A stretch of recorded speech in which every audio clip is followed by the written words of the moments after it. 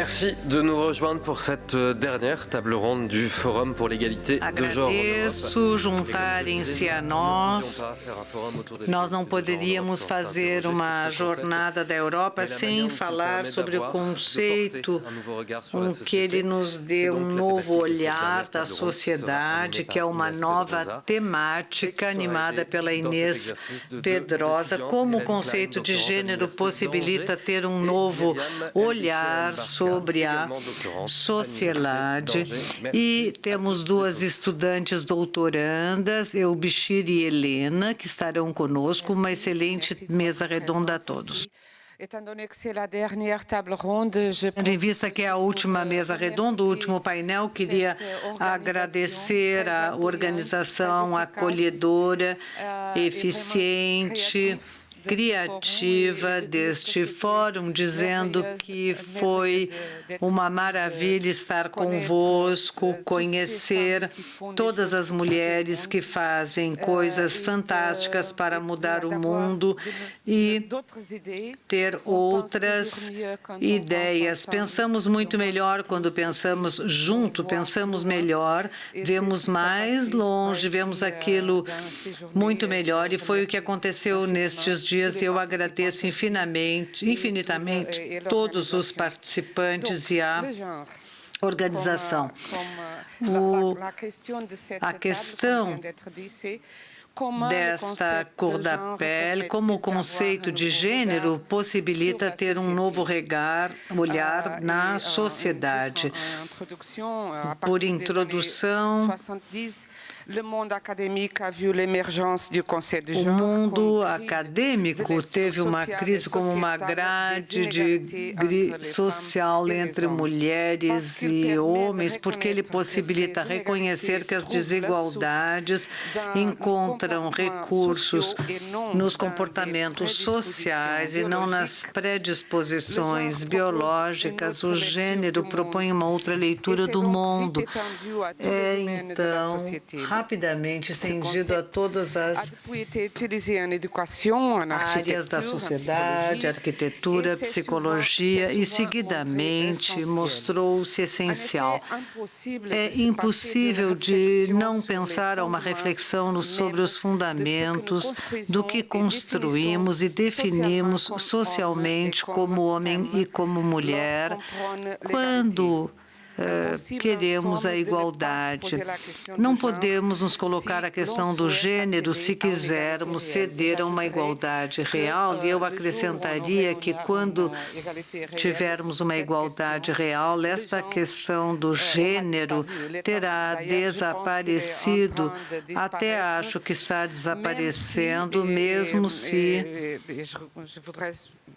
gostaria de sublinhar também, mesmo se tendo em vista a discriminação que não tem raízes físicas, há discriminações físicas fortes, muito fortes. Recentemente li um livro recentemente publicado de Carolina Criado Pérez, britânica, que escreveu sobre todas as discriminações que as mulheres foram atacadas pelas discriminações em todas as idades, porque tudo que foi inventado pela sociedade patriarcal foi inventado para o modelo físico do homem.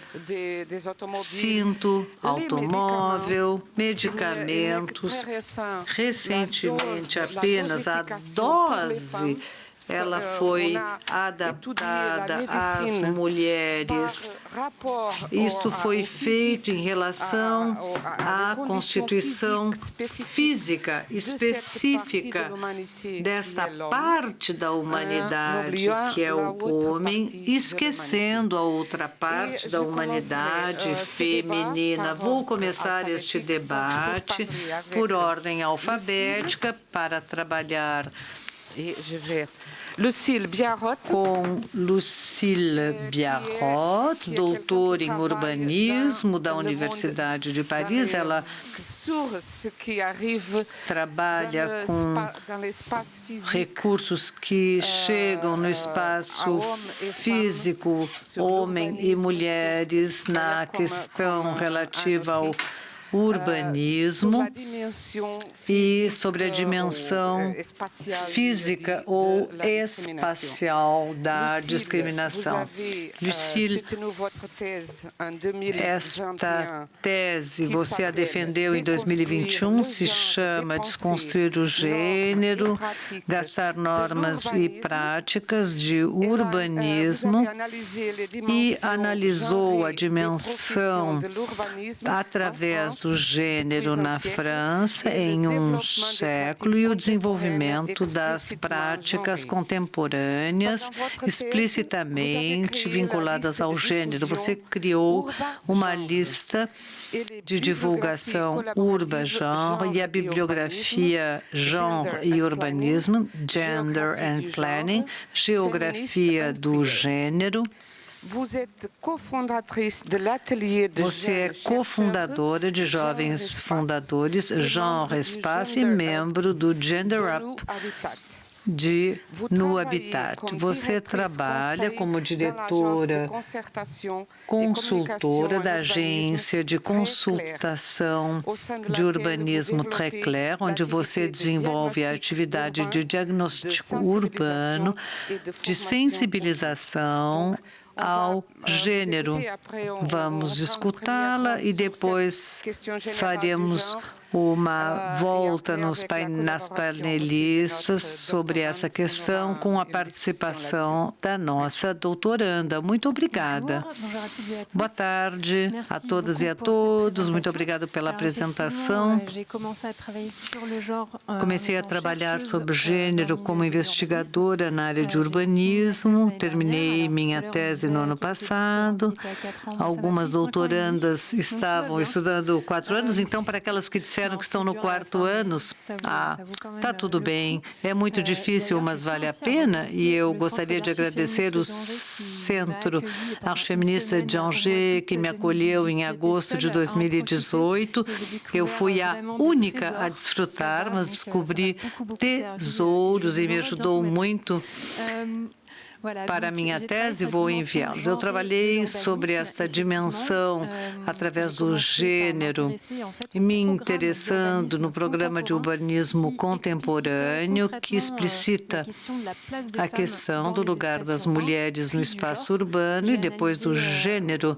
Analisei, no início do meu trabalho de pesquisa, mulher e cidade de Montreal, e tive uma visão internacional dessa questão com a divulgação das boas práticas em vários países do mundo, e cheguei à questão por que em França nós temos uma espécie de atraso na área urbanística, porque a questão do gênero só apareceu nos anos 2010, final dos anos 2000, na prática do urbanismo. Comecei minha tese com esse questionamento.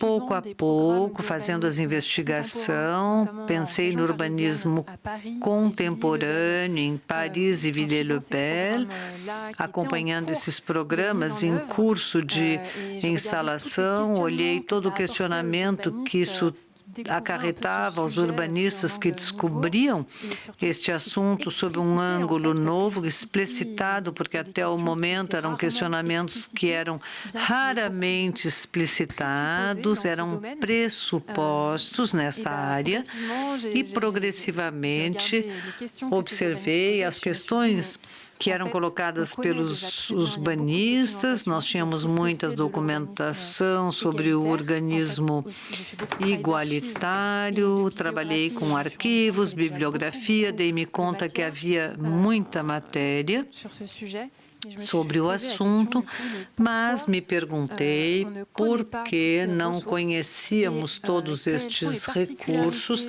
e quais são as particularidades através do gênero do urbanismo francês, e temos a impressão que é novo, sendo que os meus trabalhos em arquivos vimos que as raízes são muito antigas, anos 60, anos 70, e eram esquecidos. Havia uma amnésia cíclica que parecia se repetir de maneira incessante. Então, tentei responder essas perguntas, estudar as normas tácitas através do gênero, no urbanismo, tive uma abordagem histórica e sociológica nos programas contemporâneos. Tudo isso me levou a desenvolver uma atividade de perícia nessa área, onde acompanho coletividades territoriais, que são as municipalidades, as câmaras na França.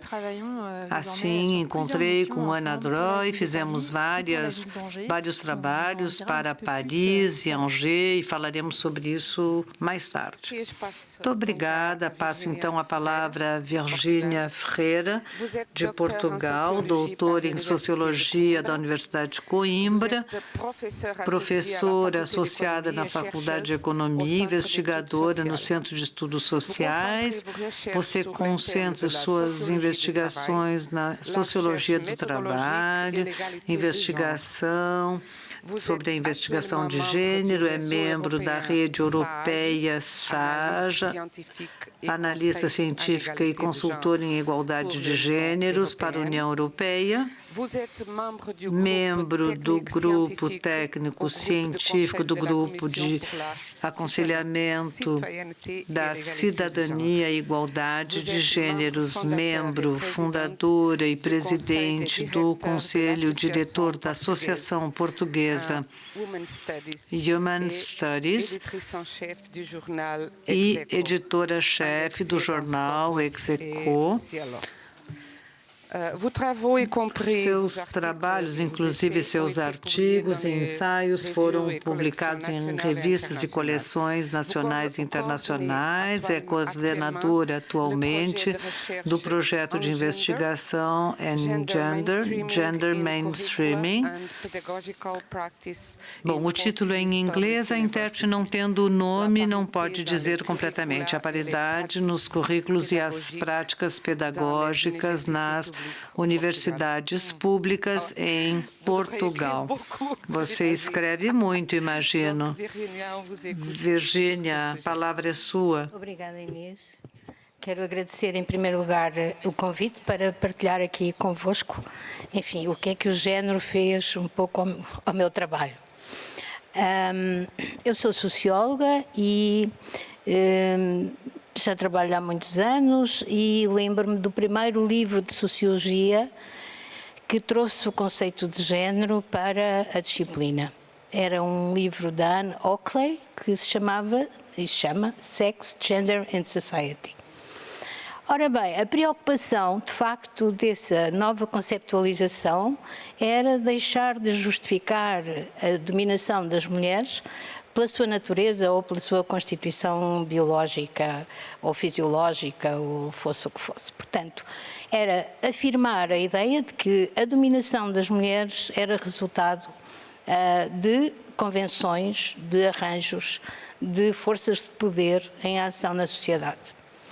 Portanto, houve esta primeira preocupação nos anos 70, nos anos 80 houve muitas vozes a chamarem a atenção para o facto das vidas das mulheres serem muito diversas em função de um novo conceito que estava já a germinar, o da interseccionalidade, com a ideia de que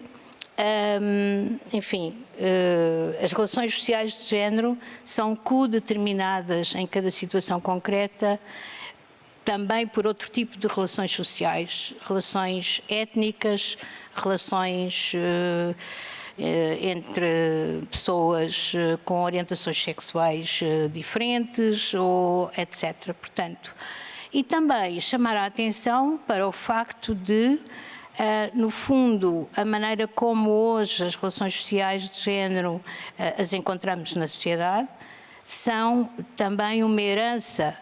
Enfim, há pouco ouvíamos dizer que o nosso passado está à nossa frente, e exatamente a ideia de que as relações sociais de género são, elas também, uma herança, enfim, de todo o tipo de processos históricos, como o racismo, como o colonialismo, o capitalismo, etc. E, portanto, manifestando-se em situações concretas de formas diferentes. O que é que o género me permitiu ver? Eu agora vou dar aqui um grande salto e vou falar então do último projeto que fiz, que foi exatamente sobre o impacto da pandemia no trabalho académico. Portanto, fiz um grande inquérito com uma grande amostra, pessoas que são docentes e investigadoras nas universidades e nos institutos politécnicos em Portugal, e descobri, exatamente pela minha perspectiva de género, realidades diferentes, porque o género para a ciência teve um papel verdadeiramente refundador. Quer dizer, de facto, criarmos objetos de pesquisa novos, criarmos conceitos novos, e eu ainda neste último ano que tenho estado a trabalhar neste projeto, descobri um conceito que não tinha trabalhado ainda, que é o conceito de cidadania académica, e com viés de género, exatamente por perceber que ainda na academia, a tal instituição que se gera supostamente por critérios de racionalidade e de excelência e de mérito e de desempenho, na verdade é uma instituição bastante desigual e que discrimina de facto as mulheres. Então descobri neste conceito também uma ideia que não me tinha ocorrido, apesar de a experiência docente me dar a percepção, e o género trouxe isto, que foi tornar relevante as nossas subjetividades. Portanto, foi questionar a ideia de objetividade e universalismo que a ciência convencional se arrogava e que era um dos seus pilares. Portanto, o género, a conceptualização de género permitiu-nos isto, que é perceber que a experiência pessoal de quem investiga está diretamente relacionada também com a forma como investiga e, obviamente, daquilo que lhe chama a atenção e dos resultados que tende a sublinhar. Então, descobri esta conceptualização, que outras autoras já fizeram, de trabalho doméstico académico. E perceber o que é que está envolvido, o que é que nós podemos chamar de trabalho doméstico académico. É exatamente um conjunto de atividades que são indispensáveis ao funcionamento das instituições, mas que as instituições não valorizam quando se trata de ou recrutar ou fazer alguém progredir na sua carreira académica.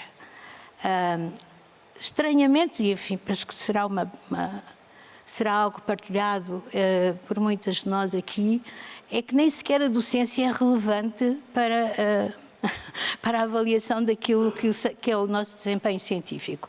Portanto, é muito reduzido ao critério bibliométrico, não é? Quantos artigos publicou em revistas de alto impacto, etc. Mas depois há o trabalho com os estudantes, e a pandemia intensificou bastante este trabalho, porque era preciso ajudar os estudantes também a não ficarem para trás e a conseguirem, enfim, continuar com as suas atividades e com o seu futuro. Há muito trabalho de gestão das instituições, muito trabalho burocrático, administrativo, mas nas comissões de ética só vemos mulheres. Quem é que é valorizado por participar numa comissão de ética para avaliar os projetos de investigação que estão a nascer na instituição?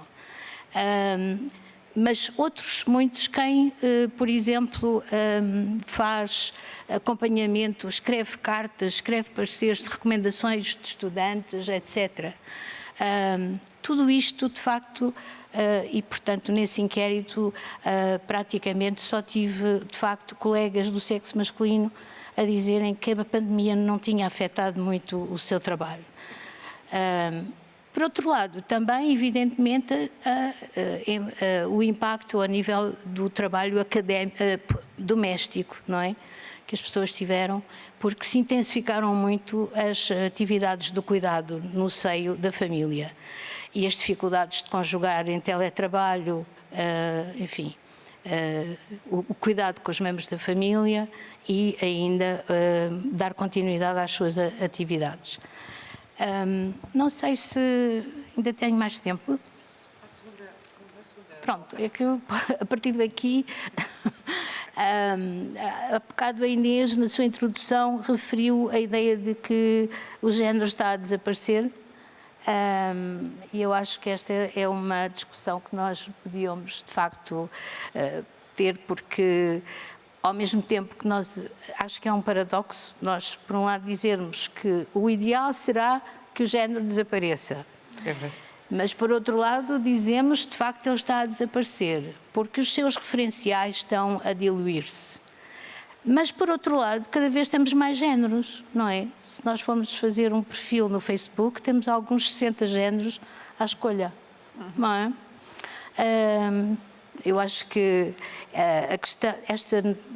esta ideia de transformar o género em identidade fluida, inconstante, subjetiva, coloca imensos problemas às ciências sociais e, em particular, à sociologia, que procura regularidades e procura lógicas de funcionamento estruturais, como sendo essas estruturas que condicionam também as escolhas e as práticas individuais e organizacionais.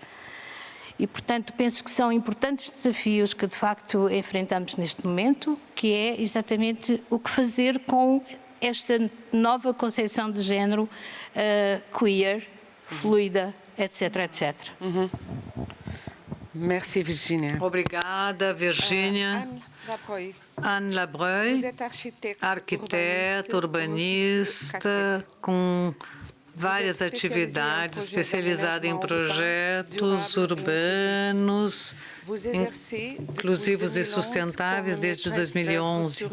Você trabalha em projetos de reorganização de espaços públicos, arquiteturais, em coletivos pluridisciplinares, em projetos participativos. Há mais de 4 anos, te especializasses nas questões de gênero e de fábrica urbana, considerando os espaços construídos como vetores de igualdade. Esta perícia permite-lhe acompanhar cidades, câmaras nos diagnósticos dos espaços existentes, no prisma do gênero, para trabalhos mais justos e igualdades. Você trabalha na Faculdade Paris-Nanterre, no Master, no mestrado, também comprometida na igualdade no âmbito da sua profissão de arquiteta. Cofundou em 2016 a Associação MEMO, Movimento pela Igualdade no Desenvolvimento de Trabalhos, e desde 2021 foi eleita consultora na Ordem dos Arquitetos, onde é vice-presidente, e colocou em prática a delegação à igualdade. Parece que há um problema na igualdade entre arquitetos na arquitetura. É assim que tudo começou para mim, essa questão de gênero. Não nasci mulher arquiteta, tornei-me. Eu vou tentar explicar nestes 5 minutos. Sou arquiteta, urbanista, trabalhei durante muito tempo numa agência de arquitetura, onde trabalhei no espaço público, e pensei que trabalhava bem, trabalhava para o bem-estar de todos, me questionando sobre a intergeração, crianças, deficientes, era sempre muito sensível a tudo isto. E, numa certa altura, tive vontade de montar minha atividade, instalei-me por conta própria.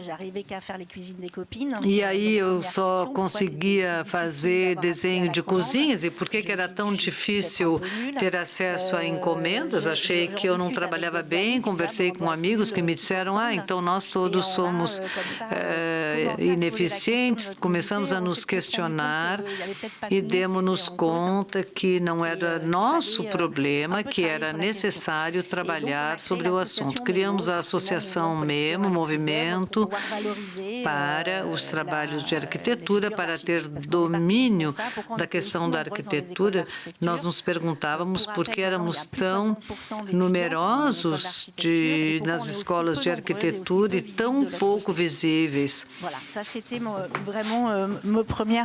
Foi a primeira problemática profissional e, ao mesmo tempo, tive encontros com Lucille Biaot, leituras a respeito da cidade feita pelos homens, para os homens. Me questionei, tudo isso veio no meu pensamento. Tuas colegas têm direito a receber encomendas, têm dificuldades para construir, se coloca a questão do gênero, geógrafos que nos diziam os homens não usam a cidade da mesma forma, porque que esse questionamento nunca nos pareceu, sendo que eu sempre me achei feminista. Isso, na verdade, houve uma deconstrução da minha profissão para reconstruí-la de uma forma mais inclusiva. Tudo isso fez com que a minha prática profissional hoje é totalmente focada na questão do gênero para incluir, para desenhar espaços mais inclusivos. Tem a questão espacial, na medida em que eu imagino, construo um espaço, mas as questões de metodologia levar em conta, quais são os profissionais que vão trabalhar nessa arquitetura, nesse urbanismo, quem nós vamos convidar para criar. Esses questionamentos todos nós trabalhamos com Lucille há alguns anos em alguns projetos. Muito obrigada. Marta Sgarra, que vem da Espanha. Marta, você é diretora de investigação no CNRS, no Laboratório de Estudo de Gênero e Sexualidade, professora de Estudo de Gênero na Universidade de Barcelona. Suas investigações atuais são sobre a pós-humanidade, biopolítica e animalidade. Dentre seus últimos trabalhos, Comunidade Escolacento, em 2021, a edição do seminário em 2001 e 2004, e diálogo com Donna Howell, do All You Need. Vamos escutá-la sobre essas questões, como é que o gênero nos afeta e afeta o seu trabalho. Obrigada. Eu venho de Barcelona, onde desenvolvi minha carreira acadêmica na Universidade de Barcelona, e eu entendo muito bem a problemática que foi abordada por Ferreira e o conceito de serviço doméstico acadêmico, onde eu me identifico muito a essa ideia. Falamos com minhas colegas mulheres. Ontem falei com uma colega da Galícia que dizia também a mesma coisa, sem utilizar o mesmo conceito. Agora estou em França, no Laboratório de Gênero e Sexualidade, que é a única unidade de investigação dedicada ao estudo do gênero em França, recente, porque foi criado em 2014. É sintomático do que estava sendo dito. Os estudos de gênero foram institucionalidade tardiamente em França em relação a outros países na América, mas outros países europeus, porque inclusive a Espanha, que poderia parecer um país que teria um certo atrás em função da ditadura. Na realidade, a evolução foi mais rápida na Espanha. Em todo caso, as traduções às quais fazíamos alusão a obras fundamentais, estudos de gênero, das teorias sobre gênero foi feito antes. As traduções foram feitas em espanhol do que em francês. Eu observei esse contraste e no Laboratório de Gênero e Sexualidade, o IMAX, antes, no dia 8, no Dia Internacional da Mulher, organizamos uma mesa redonda, uma jornada e uma mesa redonda sobre a história do estudo de gênero na França, concretamente o Centro de Estudo Feminino e de Gênero, criado em 74, foi um dos primeiros. Na Europa é paradoxal, porque foi um dos primeiros na Europa, mas não houve muitos outros centros criados, apenas alguns, e não obrigatoriamente em Paris, em outras cidades, como Toulouse.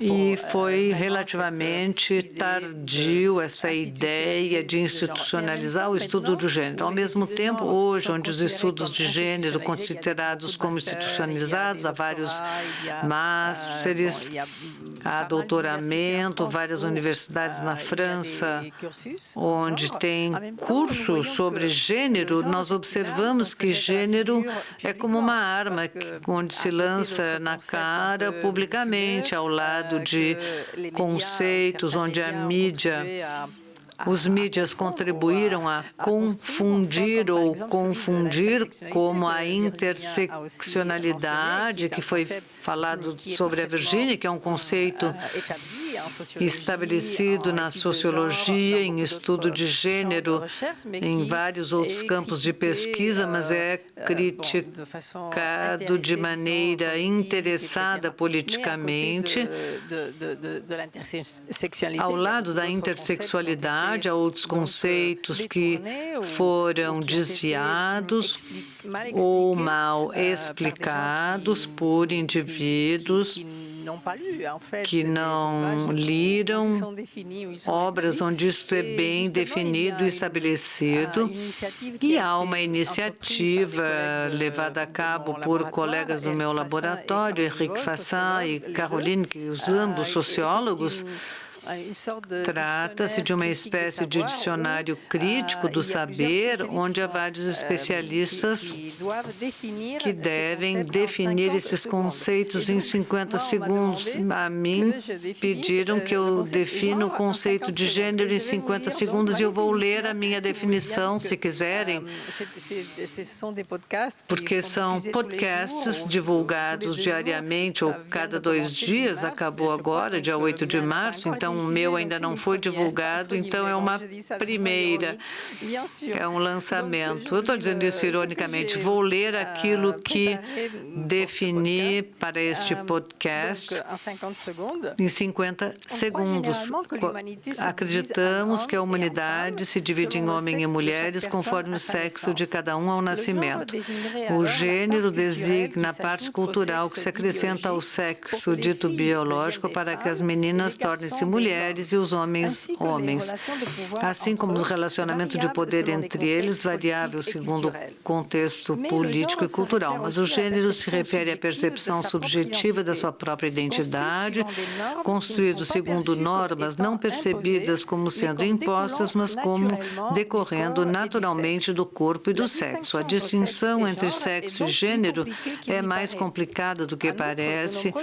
Numerosas pessoas pensam hoje que gênero não é fixado para sempre, mas ele é fluido e que existe muito mais posicionamentos do que é o que fazia alusão Virgínia no final. Na realidade, como disse, muda muito a perspectiva que existente, que era estabelecida no sentido que gênero era uma explicação da discriminação das mulheres pelos homens.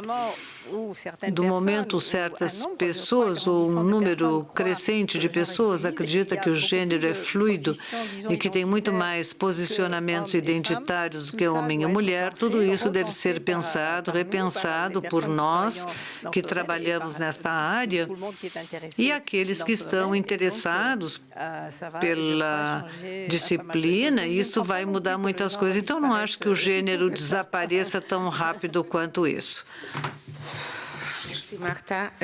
Obrigada, Marta. Vou pedir a nossos doutorandas que também vão intervir no debate. Então, vou dizer, gostaria de dizer que Miriam, Ellen Klein, e gostava de pedir que cada uma explique o que estuda e qual é o assunto do seu doutorado. Obrigada. Vou ser muito breve. Sou doutoranda em Geografia Social, terceiro ano, e trabalho com turismo dos franceses de origem marroquina. Então, estudo a relação das pessoas com o espaço e, por isso, o interesse dessa mesa redonda, ainda que tratemos de urbanismo. O vínculo e a relação entre os estudos de gênero e o espaço urbano em ocorrência e, nesse caso, e o que penso ser revolucionário é fazer um vínculo entre estudos de gênero e espaço. Então, o gênero, sempre dissemos que é uma chave de leitura. Mas o que é interessante é que o espaço também pode ser uma chave de leitura para a evolução das relações de gênero. A relação entre os dois, o estudo dos dois, um pode ser a chave de leitura para o outro. Então, como podemos nos fazer perguntas e colocar palavras nessa problemática? Como o espaço pode nos esclarecer sobre estudos de gênero e como os estudos e relações de gênero podem permitir-nos analisar e ler espaços. Bom dia. Boa tarde. Eu estudo História Contemporânea. Interessa-me a carga corporal na França desde 1950.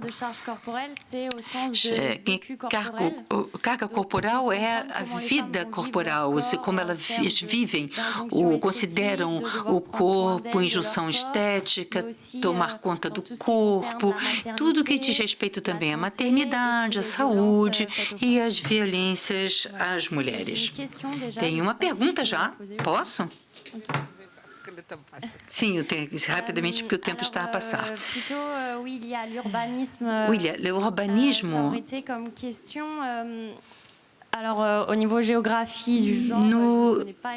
eu não entendo muito de geografia, mas eu li Yves Ribot falando da cidade feita para os homens.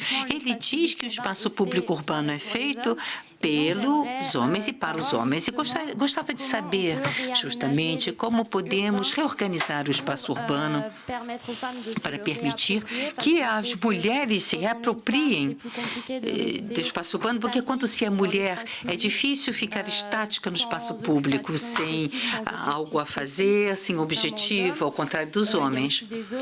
Há zonas que devemos evitar, ruas, dia, noite, mas há também todos os assédios na rua e violência à mulher. Então, pergunta, como o urbanismo e a organização do espaço público podem ajudar a mulher? Muito obrigada por sua pergunta, porque é justamente sobre isso que trabalha a Ana e Lucília. Então, peço-lhes para responder. Sim, com efeito. Faz parte de nosso trabalho atualmente. E trabalhamos com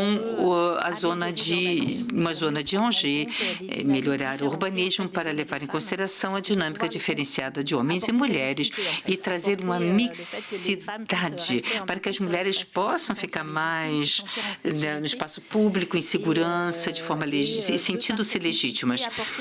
E trazer o segmento de mixidade não é complexo, não sabemos como fazer, não é uma norma. Inicialmente, o que preconizamos é ter uma leitura, um diagnóstico preciso do território. Cada situação é diferente.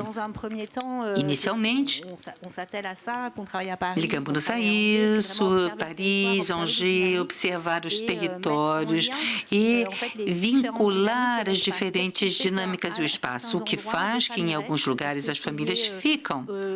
Está ligado ao mobiliário público, ao ambiente, à vegetalização, ao fato que possamos partir rápido do espaço, porque há muitas pessoas e sentimos-nos bem. Então, inicialmente, esta análise nos levará a ter um olhar mais preciso sobre o território e sua dinâmica.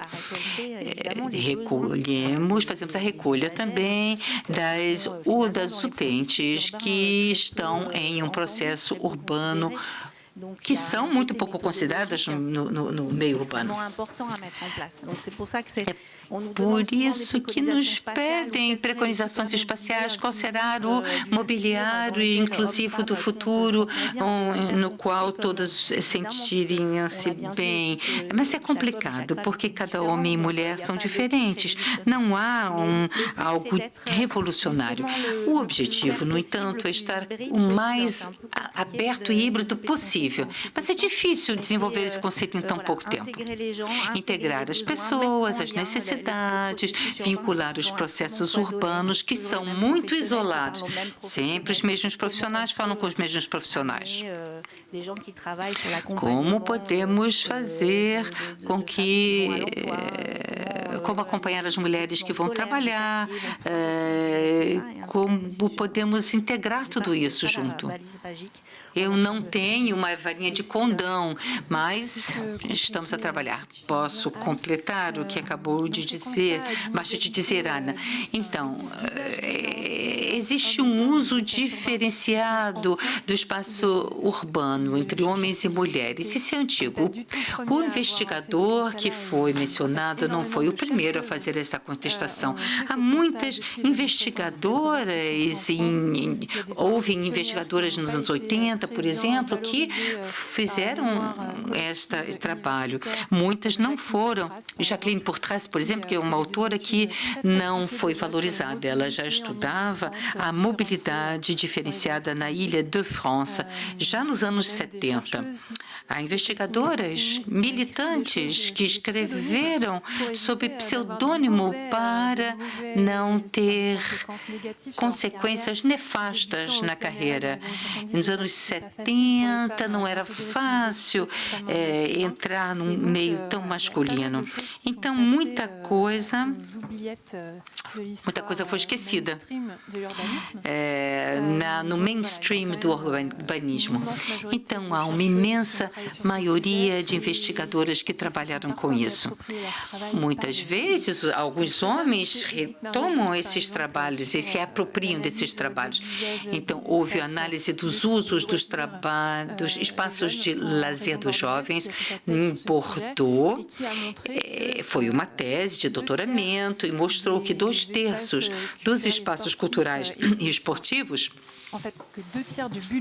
2/3 do orçamento dedicados a esse espaço, elas se corrigem, era dado aos homens e aos rapazes, o que era muito desigual em termos de política pública, que hoje em dia, com as diretivas europeias, precisam evitar alimentar essas desigualdades. Nosso trabalho é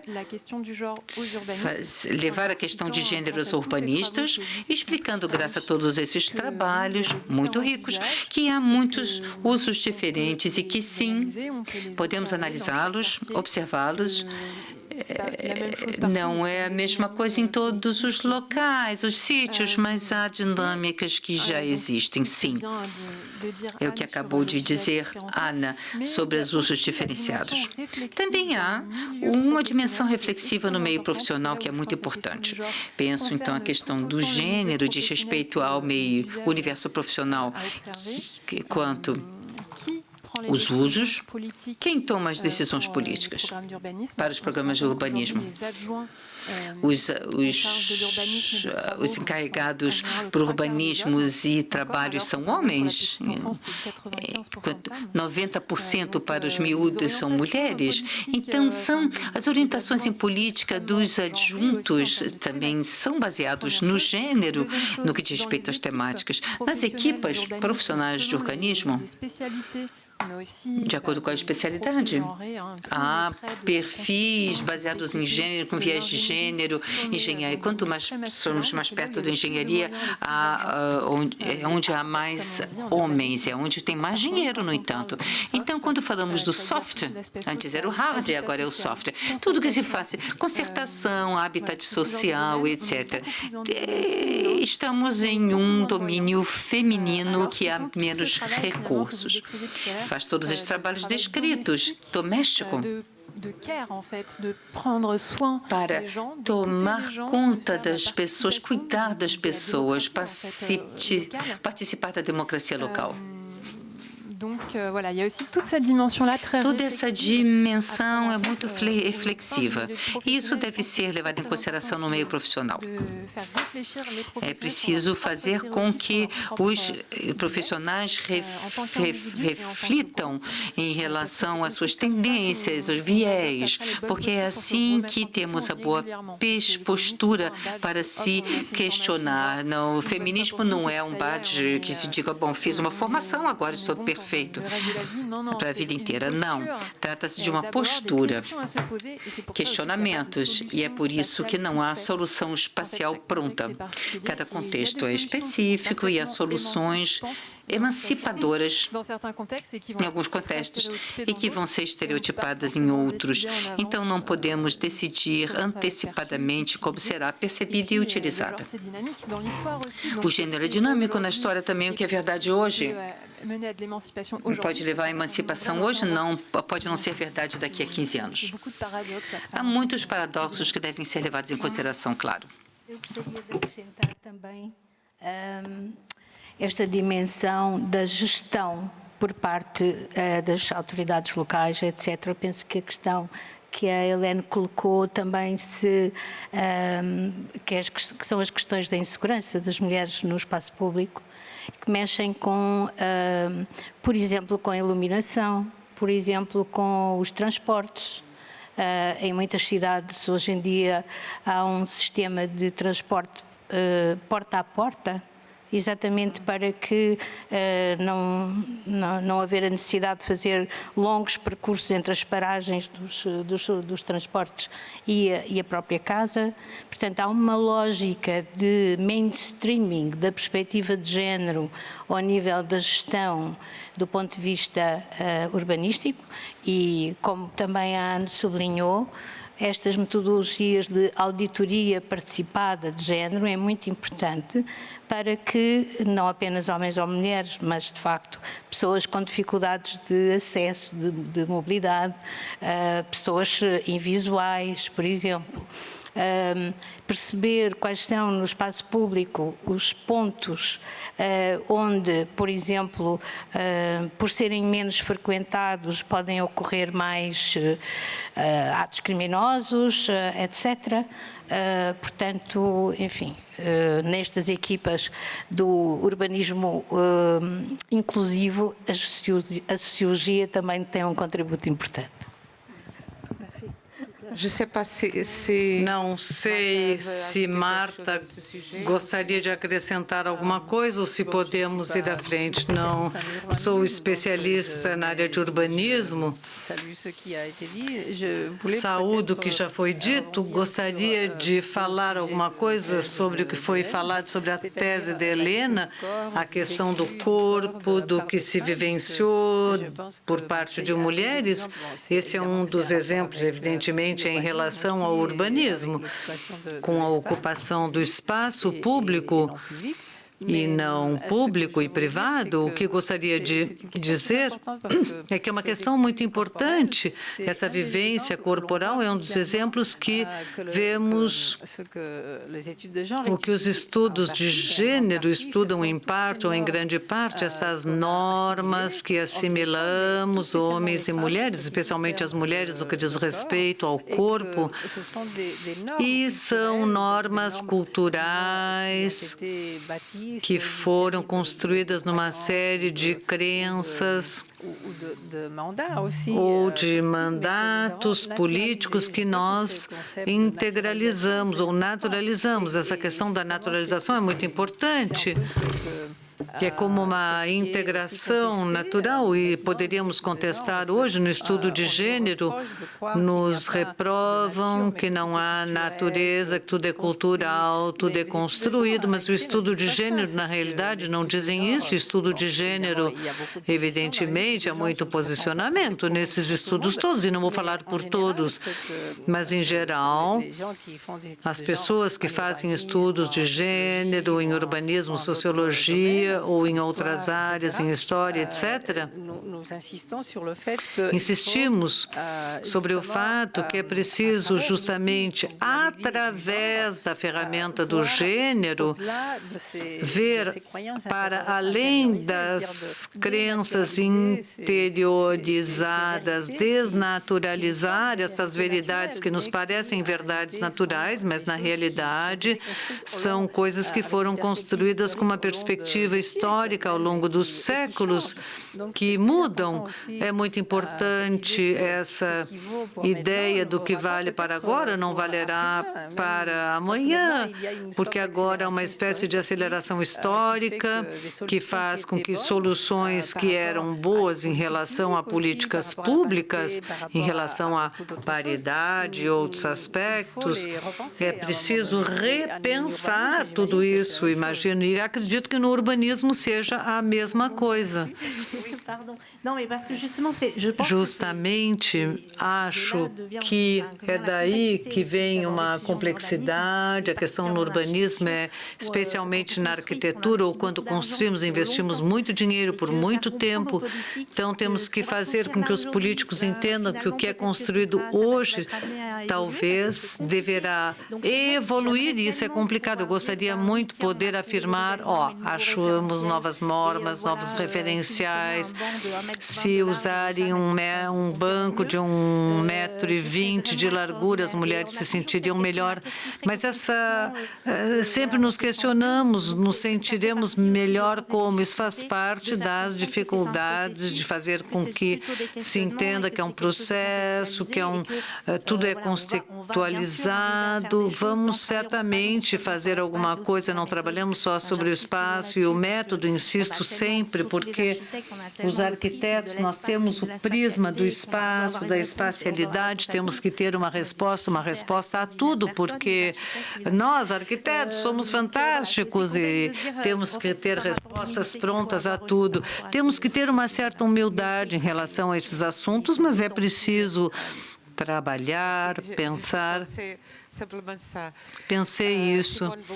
Simone de Beauvoir escreveu O Segundo Século em 1949 e disse: nós não somos mulheres, nós nos tornamos porque o gênero é imposto pela sociedade. E eu penso nisso tudo. Estamos em 2022 e pensei, por exemplo, aos espaços comerciais, que quando eu digo que é preciso destruir o gênero, é porque eu não posso mais ver brinquedos para meninas e meninos. Há tantas coisas politicamente corretas, e não sei se é na França, em Portugal, os espaços comerciais têm brinquedos de construção para meninos e bonecas para meninas. Essa limitação extrema que todos deram-se conta que a universidade, depois tudo que vocês estão dizendo, a universidade tem investigadoras que investigaram e que estão de alguma forma apagadas ou tiveram que se fantasiar de homem para poder trabalhar. Outras que estão na faculdade, que apoiam as universidades, além do trabalho crítico e universitário, e tudo isso ainda não é reconhecido. O dinheiro, escutamos aqui no fórum, quando os filmes são longos, é para homens, os projetos, os grandes projetos de arquitetura são para os homens. Não é que sejam maus, mas que sempre foi assim. Então, eles falam com quem conhecem. Na universidade, não a de Coimbra, em Lisboa, porque o Conselho Científico só tinha homens. Aí me disseram que não foi feito de propósito, são pessoas que são especialistas de áreas que interessavam, não se pensava ainda, não se pensava no gênero. Eu ouvi que você tem uma pergunta. Tem uma pergunta que não fiz há pouco, uma pergunta de metodologia. Aprecio muito o seu projeto, o acho interessante, estou curiosa em relação à metodologia utilizada, gostaria de saber qual é a metodologia que é utilizada, observação, ou você entrevista mulheres? Qual é o método de trabalho utilizado? Utilizamos metodologias diferentes, qualitativas e quantitativas. Nos estudos de geografia feminista tem muita observação, trabalhamos com tudo sensorial, sensitivo, sensível. Trabalhamos com as percepções, com as emoções, com os mercados exploratórios, como a gente se sente em tal ou tal espaço. Há muito qualitativo, observação, discussão, mas recentemente desenvolvemos uma metodologia que não é inovadora do ponto de vista da investigação, mas que nunca tinha sido utilizada nessa escala. Nós éramos 4 pessoas, não é enorme, mas que fizemos análise de um bairro onde tinha uma estação, 10.000 pessoas em várias semanas com tempos, sessões, utilizamos a metodologia, se nos colocávamos no mesmo lugar, tínhamos um contador, contávamos, por exemplo, quase 10.000 pessoas na passagem, então aquele espaço era extremamente misto, havia paridade entre 9 e 10.000 pessoas, todavia, em função da temporalidade do dia, cedo as mulheres não estavam, tarde as mulheres não estavam, mas estavam às 12 horas, à tarde. Não é alguma coisa que se descobre, é uma coisa que a geografia feminista já diz há muito tempo.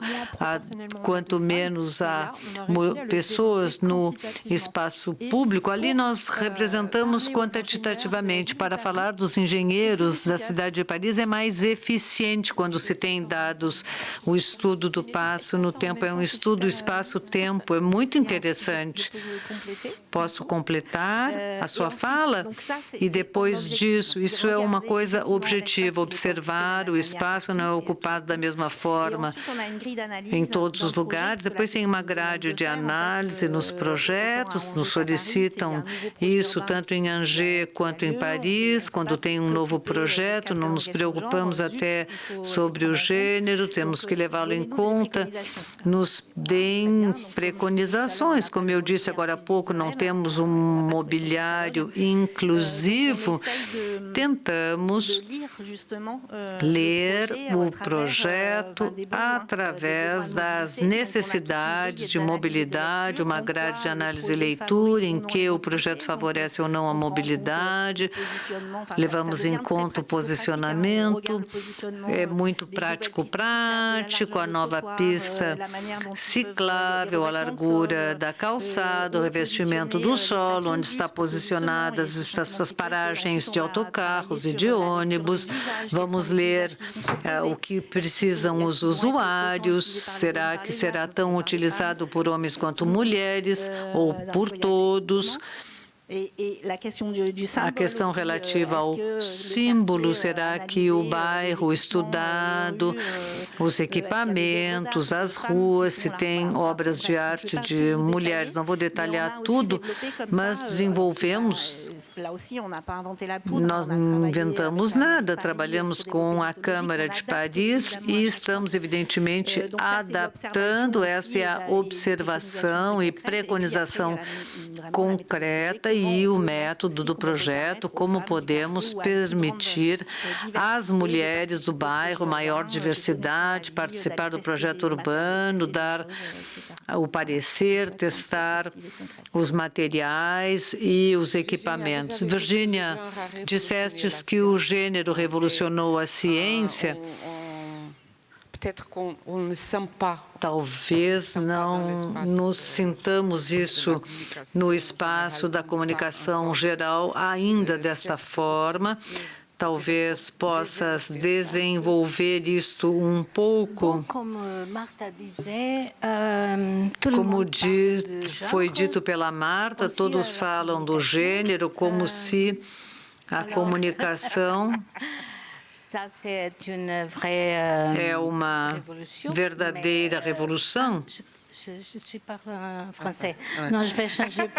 Estou falando em francês, vou mudar para o português. Dizer que, de facto, aliás, como disseram as nossas Três Marias das Novas Cartas Portuguesas, depois daquele livro, nenhum campo semântico podia ficar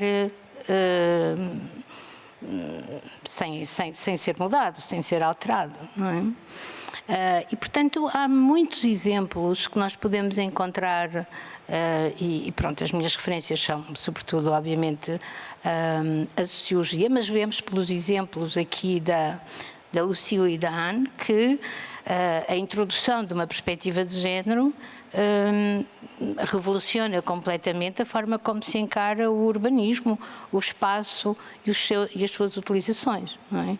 Quando nós dizemos que a cidade foi construída em função das necessidades dos homens, isso tem na base um modelo concreto, que é de facto o homem provedor da família, que sai de manhã de casa e regressa ao fim do dia.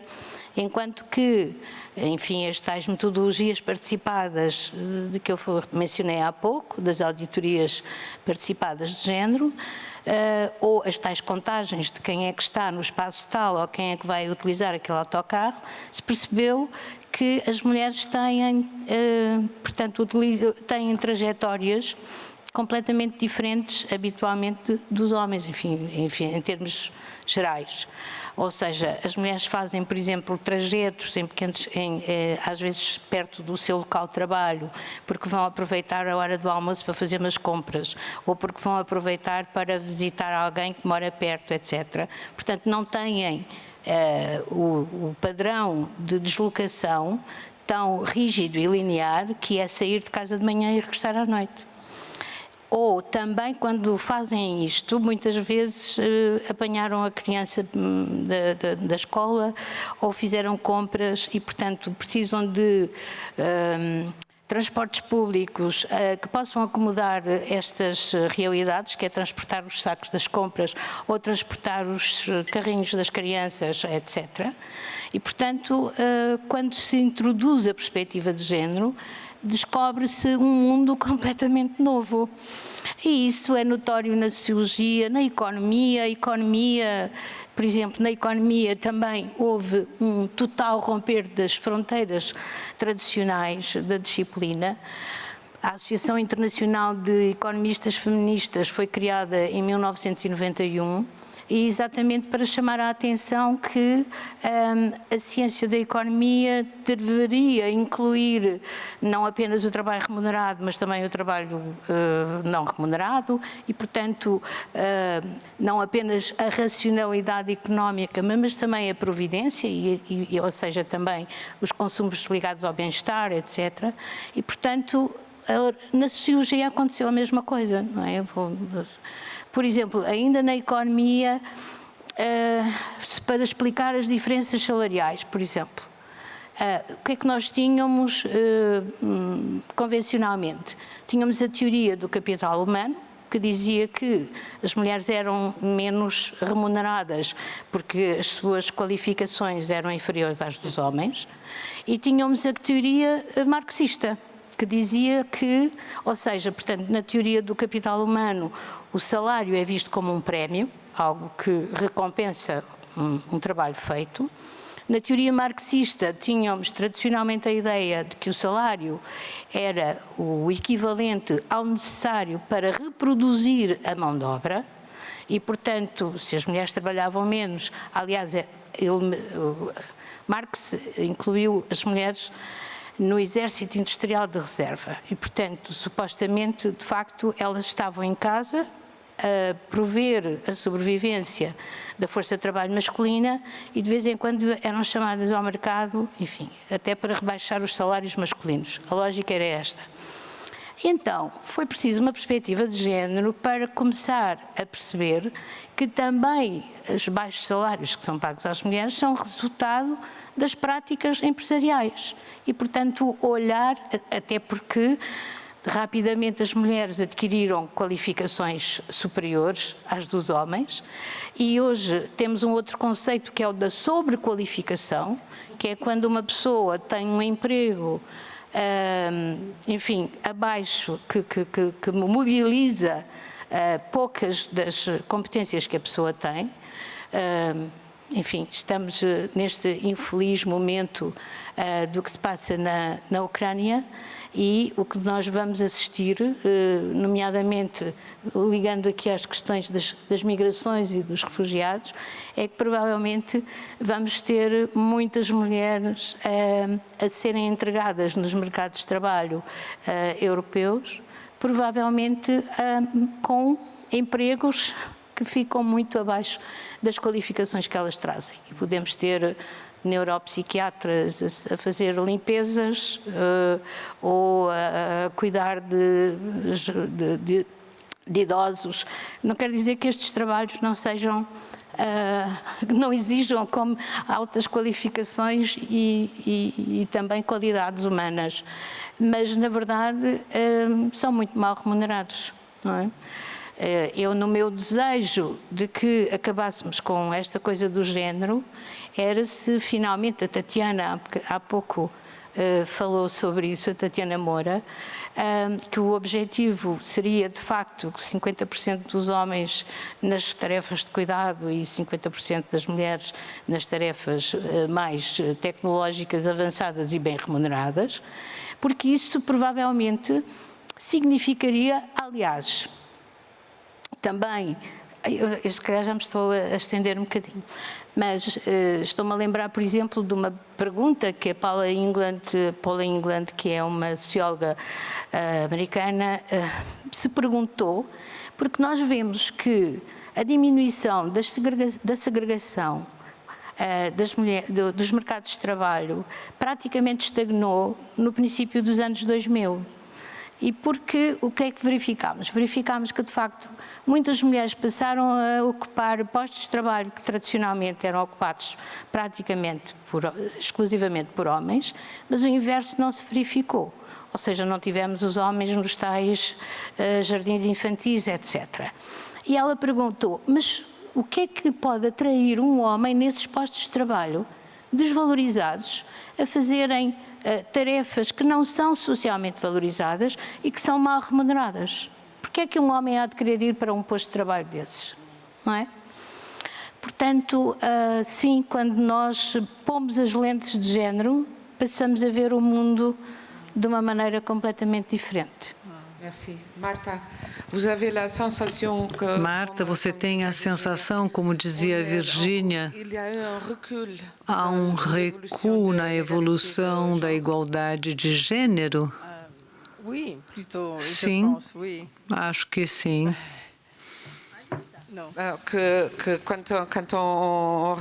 Quando observamos, as mulheres ocuparam os espaços. Você não disse isso, é verdade. Eu penso isto. Você não se tem progredido praticamente na desegregação dos mercados de trabalho nos últimos 15 ou 20 anos. As mulheres assumiram posições masculinas em postos mais altos, mas os homens... Ela não continua a frase. Essa ideia de gênero é como o gênero feminino, mas o gênero masculino e a masculinidade continua viva. Uma mulher pode fazer de tudo. Sempre fomos multitarefas, mas devemos fazer tudo, sermos mulheres, amorosas, profissionais. Os homens, não é ainda bem visto um homem que cuide com crianças numa escola maternal, como acaba de ser dito. Para mim, isto é um recuo. Quando era jovem, conhecia homens que queriam ter o direito das mulheres à intimidade, ficar a domicílio, cuidar dos miúdos. E quando estavam fazendo isso, hoje eu vejo com as crises econômicas sucessivas, homens que vão trabalhar e as mulheres ficam com o que sobra. É o que vejo. Não sei, Marta. Algumas precisões a fazer. Porque essa também é uma ideia, peço desculpa, é só um ponto, é que também há esta ideia generalizada, crise, desemprego feminino. Depende de quais são os setores de atividade que são mais afetados pelas crises.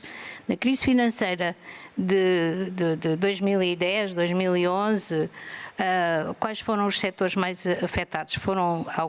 Foi a construção civil, onde que emprega sobretudo homens, e o setor automóvel. As mulheres continuaram nos seus empregos, dos hospitais, nas escolas, etc. Exatamente neste sentido, poder-se dizer que a segregação do mercado de trabalho protegeu o emprego feminino na última crise.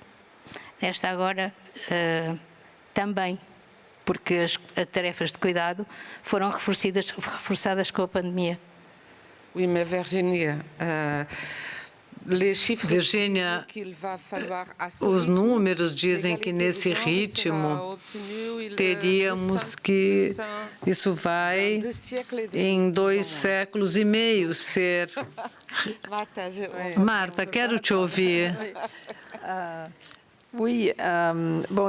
De fato, acho que para responder à sua pergunta, Virgínia de fato não disse isso. Na minha opinião, há uma reação muito agressiva atualmente quase no mundo, não apenas nos países onde os governantes são de extrema direita, como no Brasil, onde há ataques contra os estudos de gênero ou políticas públicas baseadas nas perspectivas de gênero, na Europa também, na Hungria, na Polônia. Há uma espécie de realmente recuo de banir esses estudos, porque houve um aumento do feminismo, dos trabalhos que faz com que o gênero hoje seja conhecido, utilizado por várias pessoas que têm um certo poder no espaço público, no mundo político. Então, é um recuo e, ao mesmo tempo, É relativamente paradoxal. Gostaria de acrescentar, ao mesmo tempo que me parece importante sublinhar, era implícito naquilo que foi dito, gostaria então de sublinhar que a perspectiva de gênero é também interseccional. Essa palavra já foi pronunciada, todas as mulheres não são iguais no espaço urbano tampouco.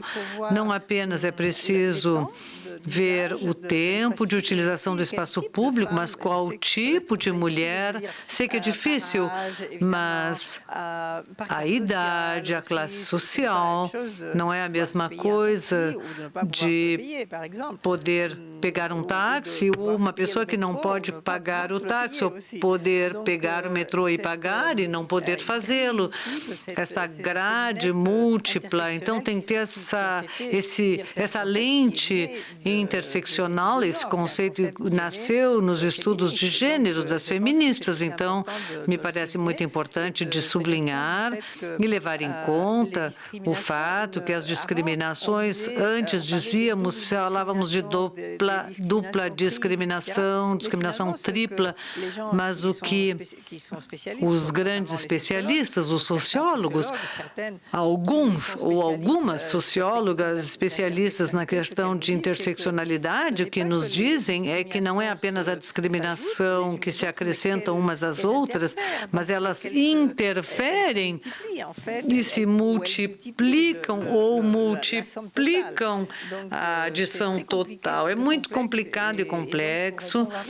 Para responder à sua pergunta sobre metodologia, é preciso, de fato, ser muito sutil e ter muita nuance, muito cuidado. É a hora de chamar o público, se houver perguntas, alguma coisa que queiram solicitar, acrescentar, fazer perguntas. Um microfone, por favor.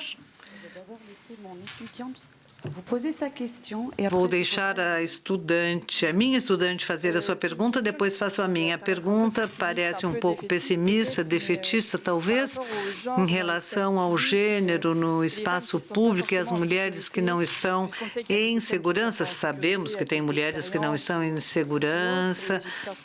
Eu mesma pude realmente me sentir isso. Por exemplo, eu já vivi em Atenas, no México, Bruxelas, enfim, Angers, e eu não me sinto segura à noite. Será que se pode imaginar soluções? Não se pode imaginar, os homens não sortem mais à noite, é impossível, não é mesmo o assunto, mas não se pode dizer às mulheres, faz desse jeito. E como é que a gente faz? Porque isso não é urbanismo, é o relacionamento entre os dois. Como é que se faz nesse caso?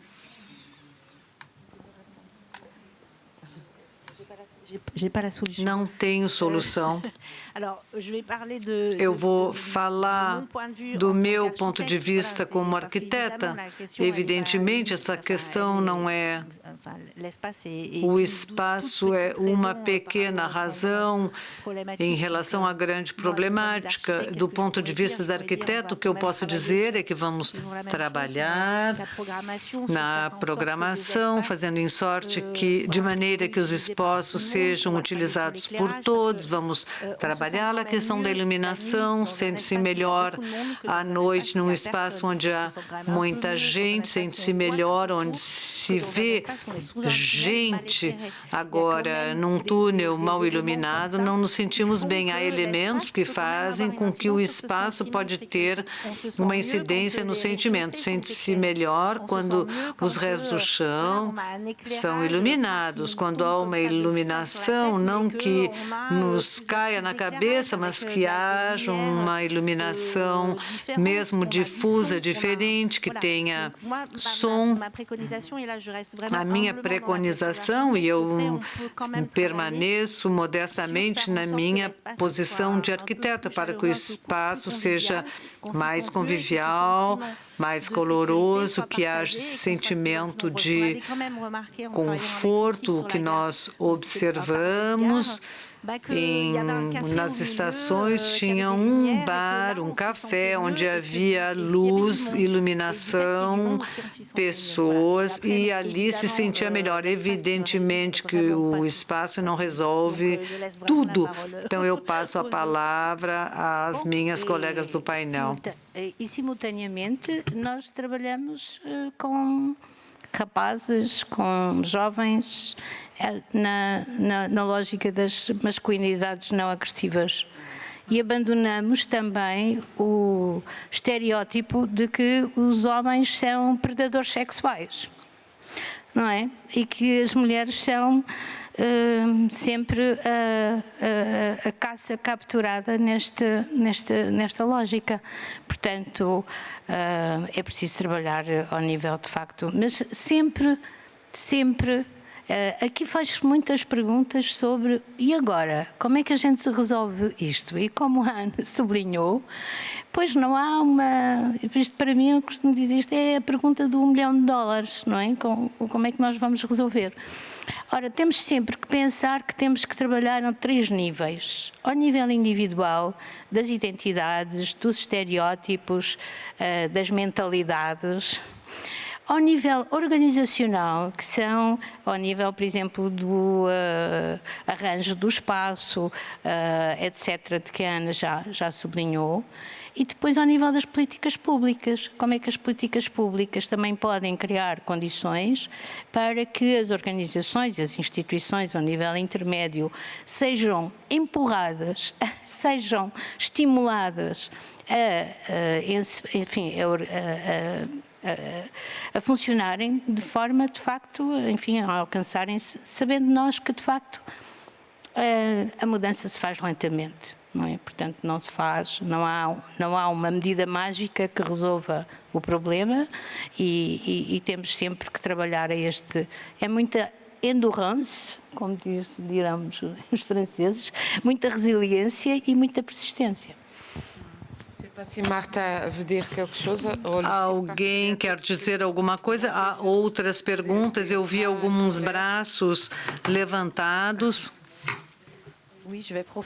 Vou aproveitar, na medida em que estou com o microfone, para fazer uma pergunta.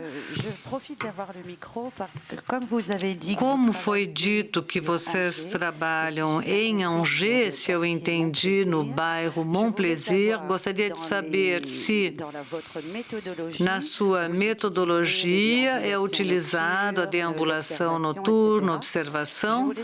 Gostaria de saber se conhece o trabalho dos filmes Hector Nector, que é o filme Habitante.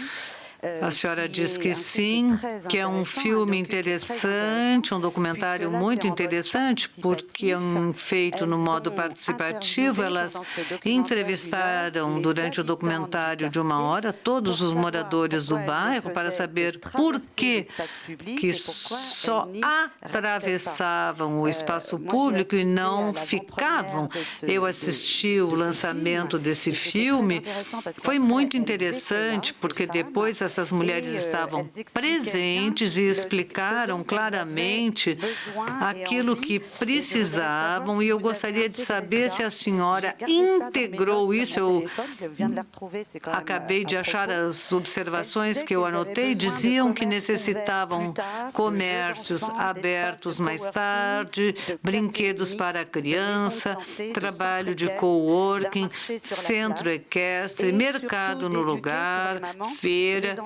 E para as mamães e para os meninos, compartilhar o espaço público com as irmãs e mulheres que poderiam atravessar a praça desse bairro Montplaisir. Tenho a impressão que a senhora conhece bem, que a senhora utiliza também essa metodologia. Como é que você a leva em conta e integra nas preconizações que são feitas?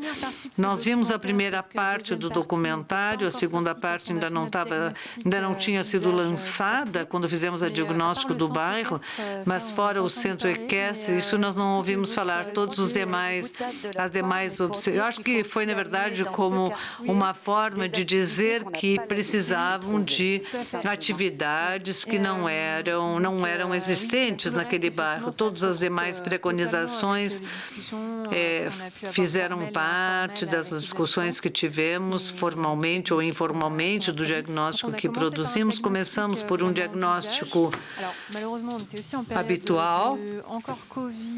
Ainda era a época de confinamento, da pandemia, e não pudemos fazer tudo o que queríamos, foi uma das nossas dificuldades, mas era o que fizemos o que podia ser feito.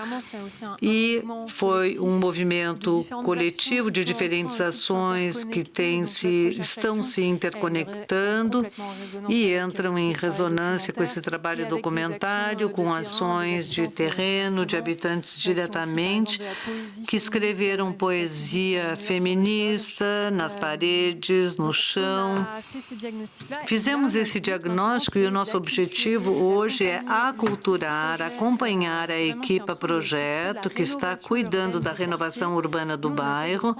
Estamos tentando transformar estas observações em preconizações para os engenheiros urbanistas que se interconectam com ações sociais. Um exemplo, encontramos mulheres que trabalham perto da piscina, do outro lado da via férrea, em containers, atualmente em containers feitos para que possam desenvolver atividades econômicas em empreendedorismo, e elas queriam ter locais na Praça da Europa, especialmente uma costureira, mas não tem meios em pagar o aluguel daqueles que vão estar nesta Praça da Europa. Todos os locais comerciais eram muito antigos, em mau estado, eles foram destruídos, começaram obras para ter novos locais comerciais, e essas mulheres não poderão assumir este aluguel. E nós chegamos para interconectar a voz dessas mulheres. Tem alguns locais comerciantes que ainda não acharam, mas temos artesãs que gostariam de poder pagar o aluguel, o arrendamento e trabalhar, e essa é uma ação que possibilitará tornar essa praça mais mista, onde haverá uma atividade que é feita por mulheres. Temos uma senhora que trabalha com o sob medida, vai fazer vestidos de noiva, vestidos de baile.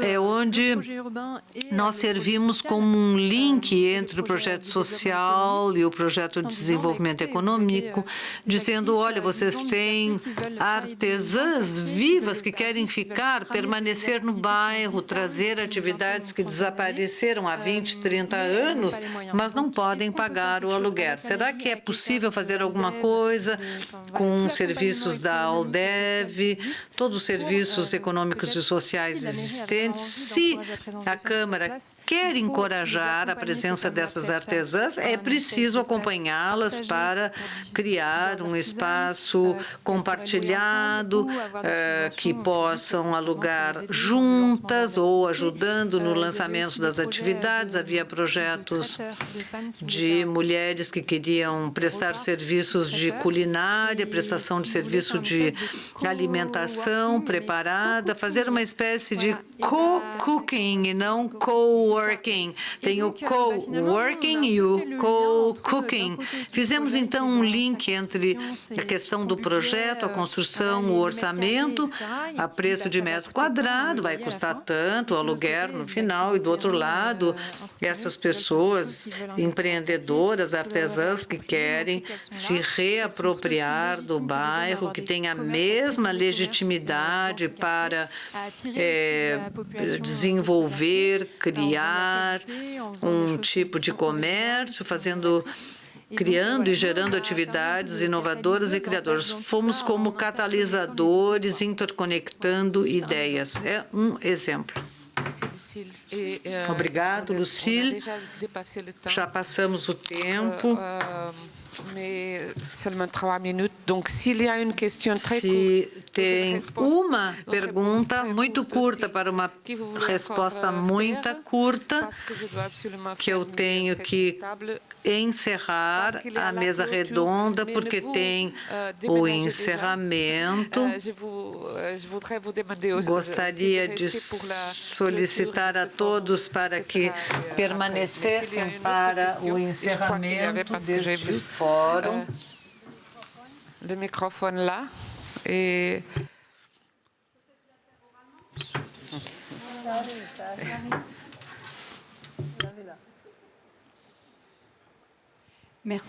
Obrigada. É para saber o que pensam dos orçamentos através do gênero que foi colocado em prática em alguns lugares da França. Se alguém pode responder. É indispensável. Resposta curta. Há orçamentos em Espanha? Não sei. Eu acredito que sim, mas não sei o que quer dizer essa expressão.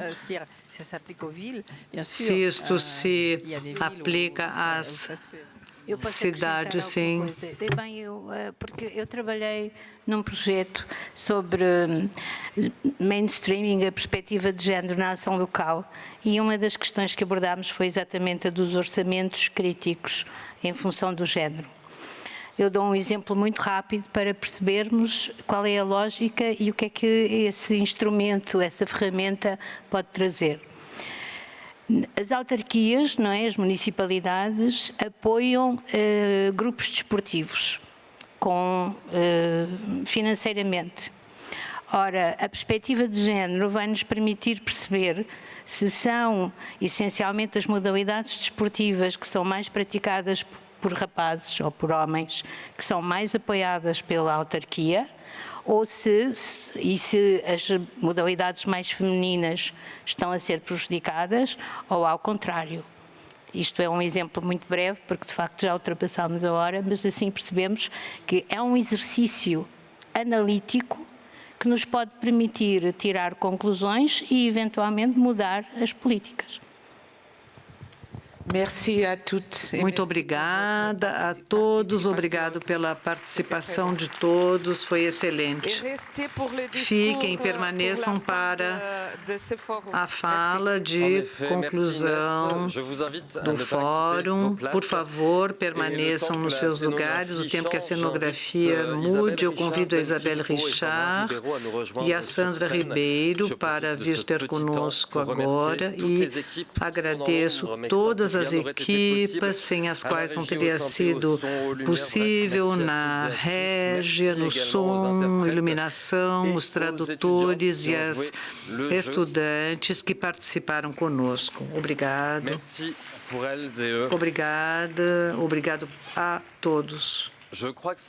Acredito que esta mesa redonda faz eco a uma citação de Jeanne Fabre-Sadac, que dizia que não há posição neutra da palavra, que a palavra é a guerra e não há lugar para um observador não comprometido. E essas mesas redondas dos últimos 3 dias é exatamente o que nos mostrou. Convido Isabelle Richard para vir falar. Passo a palavra a ela.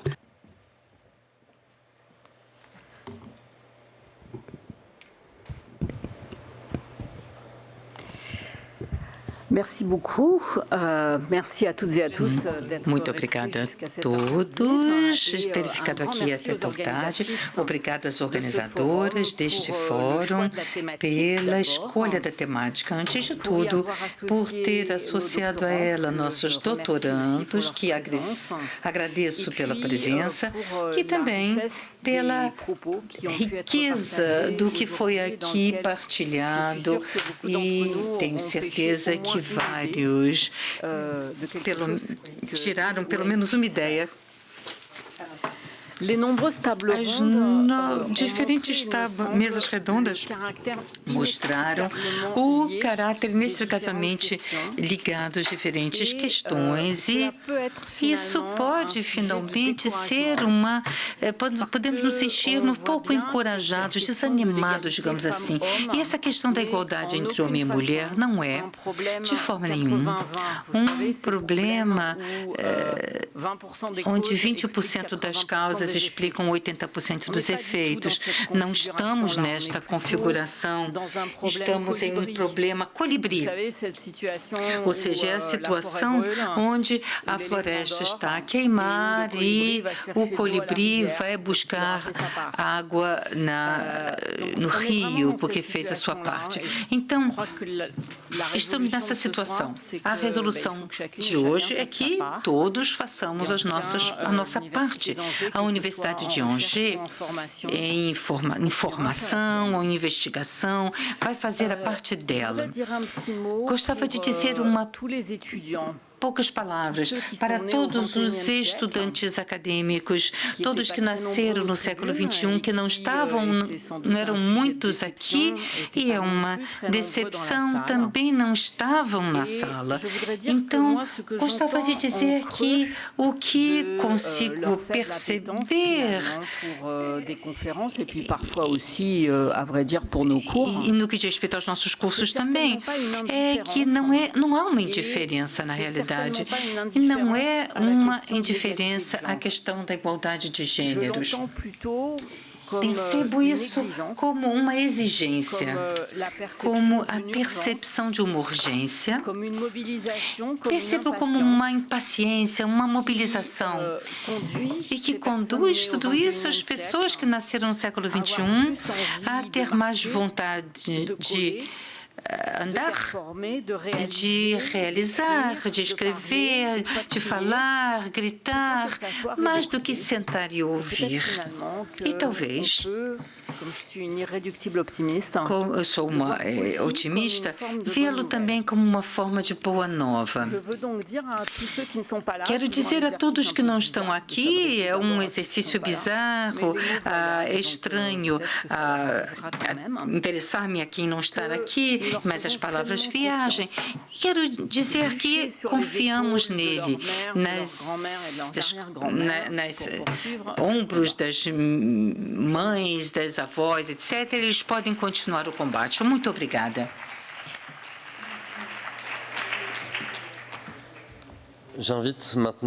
Convido agora a embaixadora e secretária-geral do Fórum Geração e Igualdade, a senhora Delphine O. Pode ficar sentada aí, mas mais simples. Boa noite a todos. Obrigado aos organizadores da temporada França-Portugal por este convite. Rapidamente, sou embaixadora para os direitos das mulheres ao Ministério das Relações Externas e secretário-geral do Fórum Igualdade, que é uma grande cimeira para os direitos femininos do ano passado. Foi a maior cimeira desde 2015. Gostava de me inscrever na linha do que foi dito para quem me antecedeu, porque, pensando as palavras que quero partilhar convosco, vejo um constato deprimente sobre o balanço da situação das mulheres do mundo hoje em dia. E isso enquanto diplomata nas relações internacionais, e espero poder trazer uma mensagem de esperança para o futuro. Falando sobre a situação da França e do Portugal, mas que de alguma coisa pode ter um eco, fazer um eco com a situação das mulheres do mundo. A constatação, como foi dito já no painel anterior, muito grave. A crise de 2008 impactou o setor masculino e poupou relativamente as mulheres na sua ocupação profissional. Mas esse não foi o caso da epidemia que vivemos e que continuamos a viver no mundo inteiro. O impacto da pandemia no direito das mulheres de forma geral, direitos econômicos, sociais, políticos, sexuais e reprodutivos, foi e continuará a ser catastrófico. Esperamos a um desemprego de massa, especialmente feminino. A maior parte das investigações sobre as consequências econômicas da crise são setores femininos, restaurantes, turismo, que foram impactados, atingidos pela crise. Os empregos que voltaram há alguns meses foram retomados pelos homens, e a maior parte das mulheres que perderam os seus empregos porque não trabalhavam o tempo inteiro e que se ocupavam-se dos miúdos. Essas mulheres não encontraram emprego. A questão da educação das meninas também, falamos sobre isso nesses últimos dias. 11 milhões de meninas e raparigas não voltarão à escola. São meninas que iam para a escola e que ficaram em casa durante o confinamento e que vão ficar em casa.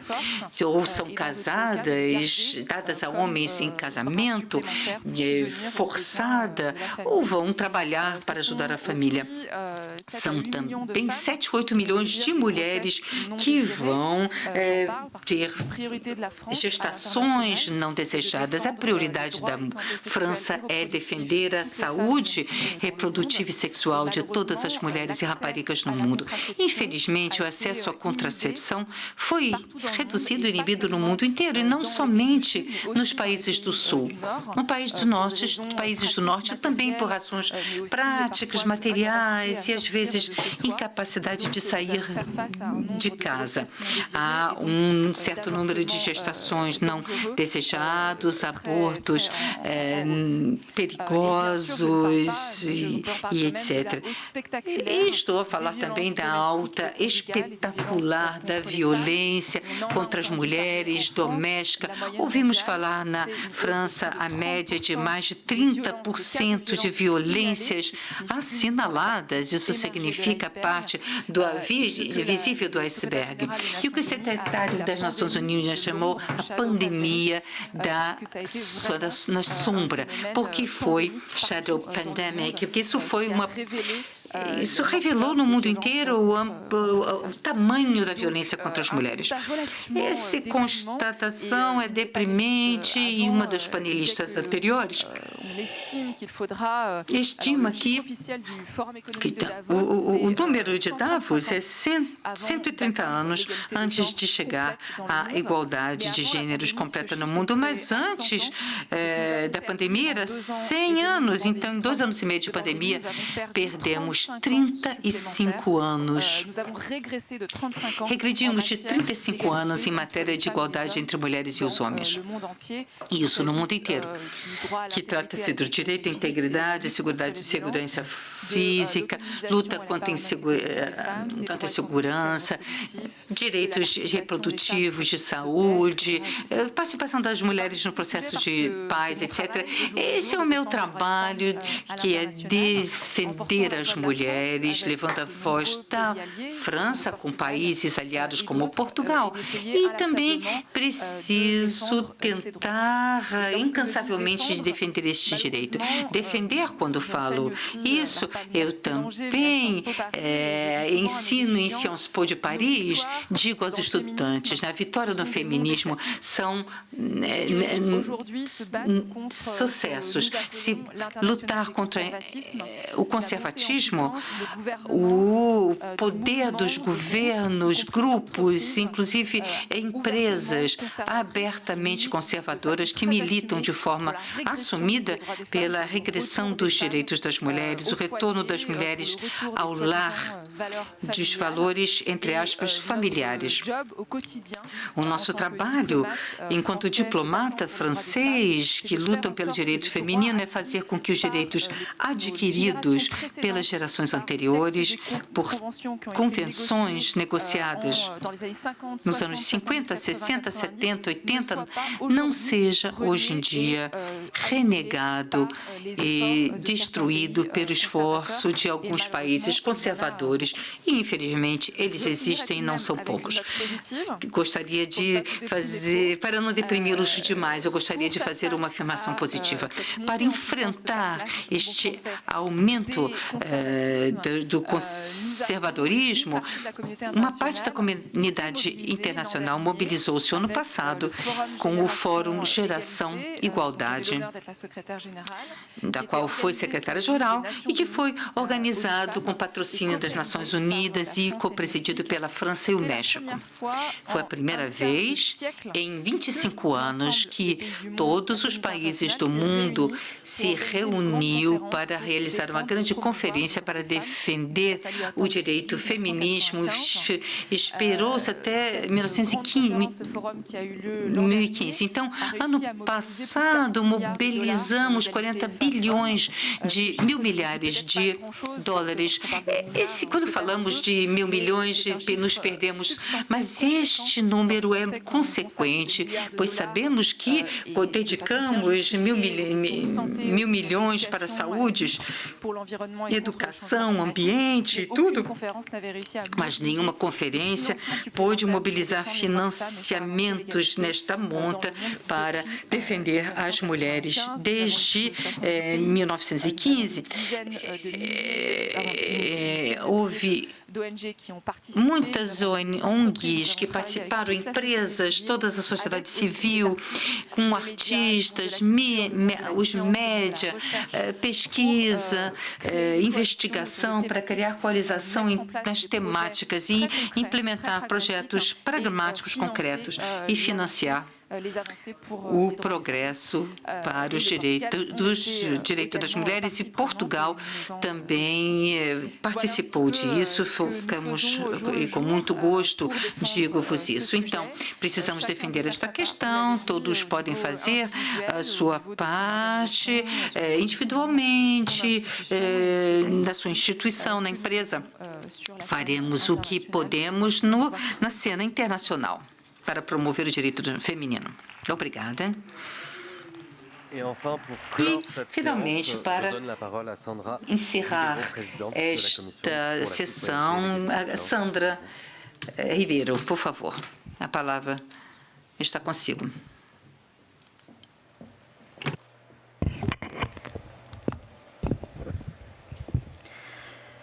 Muito boa tarde a todos e a todas. É para mim uma enorme honra ter feito parte da organização deste Fórum para a Igualdade de Género na Europa, mas mais importante ainda foi ter tido a oportunidade de ter ouvido grande parte das pessoas que fizeram parte dos painéis temáticos durante estes 2 dias e meio. Efetivamente, trouxeram-nos muitas ideias, muita criatividade de pensamento e muita base de conhecimento. Foram dias intensos de discussão e reflexão que nos convocam e incitam ao pensamento crítico e nos dão mais vontade ainda de participarmos ativamente em fazer acontecer a mudança que ainda não aconteceu verdadeiramente, nem está garantida que aconteça a curto prazo. Este Fórum para a Igualdade, que teve lugar nesta bonita cidade de Angers, cidade cheia de simbolismo por ser a casa da universidade que alberga os arquivos do feminismo e que tem desenvolvido tantos estudos nesta área, tem também o simbolismo de representar o encontro de vontades entre 2 países, 2 Estados-membros da União Europeia que estão empenhados na promoção da igualdade de género, França e Portugal. França e Portugal, cujo trabalho articulado na promoção da igualdade de género não começou aqui, começou bem lá atrás. Ainda tive o privilégio ontem de constatar isso mesmo na visita que fizemos aos arquivos do feminismo da Universidade de Angers. A abertura oficial deste fórum aconteceu no Dia Internacional das Mulheres E não foi coincidência, foi de propósito. Foi de propósito para chamar a atenção para o facto do mundo ainda ser um lugar essencialmente masculino. Foi para chamar a atenção para o facto de a política ainda ser muito talhada por homens e para servir essencialmente homens. E por todo o poder, em geral, ainda estar maioritariamente na mão dos homens, em praticamente todas as áreas. E foi ainda para chamar a atenção para o facto de as mulheres quererem os mesmos direitos e as mesmas oportunidades, e não apenas na lei, mas na prática. Sim, é claro que há muitas evoluções, muitos progressos, mas também há muita estagnação, muitos movimentos perpétuos de desigualdade e até o perigo de retrocessos. António Guterres, esse português humanista que é secretário-geral das Nações Unidas, no seu discurso do Dia Internacional das Mulheres, começou por dizer: a desigualdade de género é essencialmente uma questão de poder. Num mundo dominado por homens e numa cultura dominada por homens, as relações de poder devem ser invertidas. E anunciou: nas Nações Unidas alcançámos a paridade de género nos cargos diretivos, na sede e em todo o mundo, melhorando assim o nosso trabalho e representando melhor as comunidades que servimos.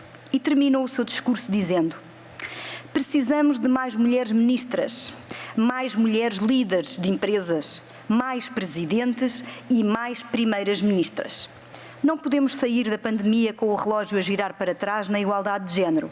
Precisamos de avançar o relógio dos direitos das mulheres e chegou a hora.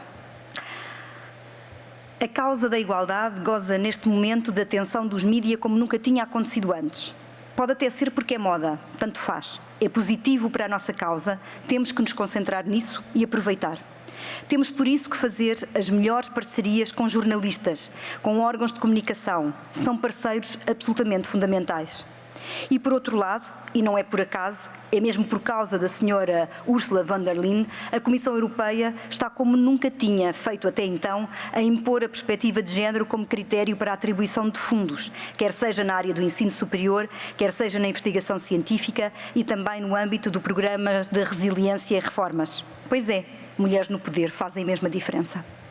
E neste momento a informação que temos é que a diretiva Women on Boards sobre a representação equilibrada de mulheres em cargos de direção, aliás, proposta de diretiva que estava congelada há mais de 10 anos, aparentemente voltou a mexer e estão a iniciar-se neste momento novas negociações com vista à sua aprovação.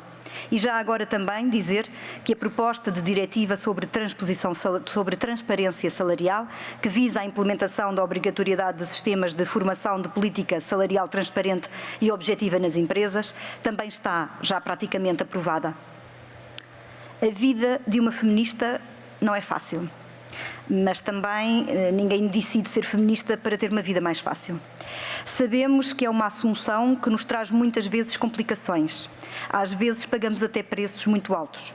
Mas é a vontade de fazermos a mudança e contribuir para um mundo mais justo e menos hipócrita que nos mantém sempre na linha da frente e que nos deve manter unidas e, sempre que possível, em cargos de direção ou com funções em que seja possível ouvir a nossa voz.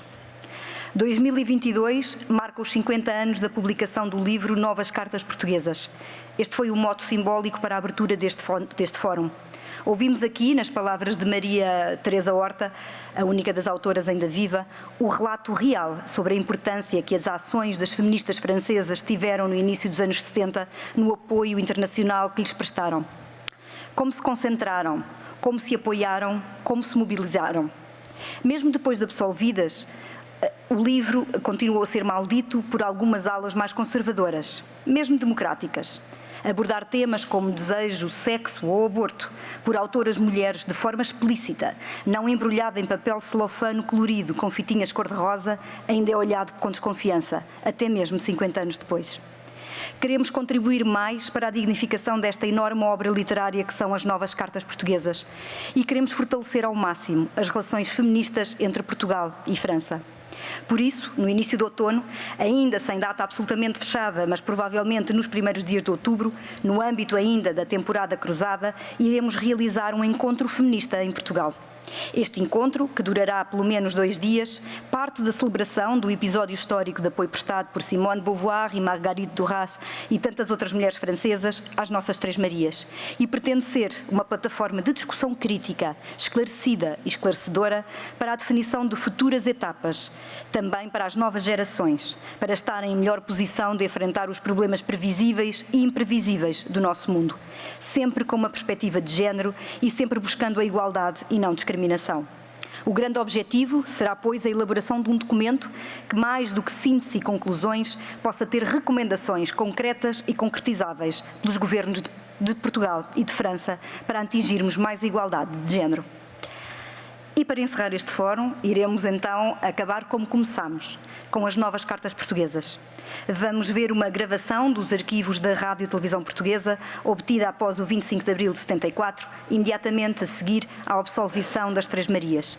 A qualidade do vídeo é má, porque é um documento histórico. E o entrevistador, um famoso locutor da TV à época, como poderão ver, talvez não fosse lá também muito feminista. Mas é um excelente documento histórico, porque é assim que deve ser entendido.